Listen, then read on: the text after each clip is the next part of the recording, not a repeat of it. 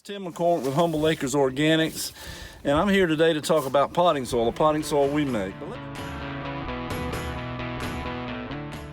The potting soils that are available on the market are usually peat-based. What most of you would have to buy is a peat-based potting soil. It could be as big as a 2 cubic foot bag and maybe weigh 12 pounds. And it has mostly peat, but it has a shot of fertilizer in it, just a little bit of fertilizer in it. And so it takes a good bit of water during the summer, and it gives you a little fertility for a little period of time. But what we make is a little bit different.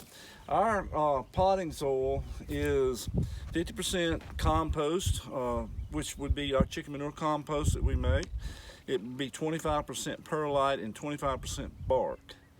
And it's aged as well. And so what is the difference? The difference would be that this potting soil really holds enough moisture to carry you for a period of time.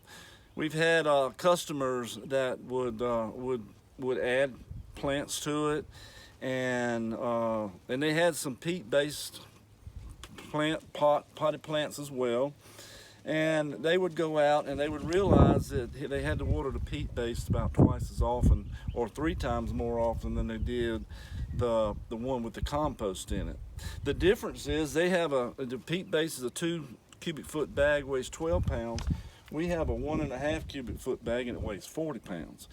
And that's because the compost is dense, and the compost extends fertility for a much longer period of time, almost a whole season, which you really can't get the value out of the compost all in one season. It's really 60% the first season, 30 the second season, and 10 the final season. But to keep you in a good plant, you need to keep changing it out a little bit, within a year or so. But so watering, length of water, when these ladies, my wife for one, we're getting ready to go on a vacation, and she would have to, if we had peat-based potting soils around the pool in pots, then she would have to get somebody to come water every day. But when we started putting our compost, making our compost potting soil, she could get somebody, we could go off for a week, and she could get somebody to come in and water on a Wednesday, and everything would be fine until we returned home the following weekend. So a full week, maybe water one time. It's good for vegetables and flowers, and it increases the number of blooms. Phosphorus. Phosphorus is the reproductive part of the fertilizer side of the compost. Phosphorus is fed to the chickens to make the eggs hard, and it's in there in probably one of the higher concentrations is phosphorus. So that increases the number of blooms. So we see increased blooms, water, length of time that you can go without watering, and full season fertility.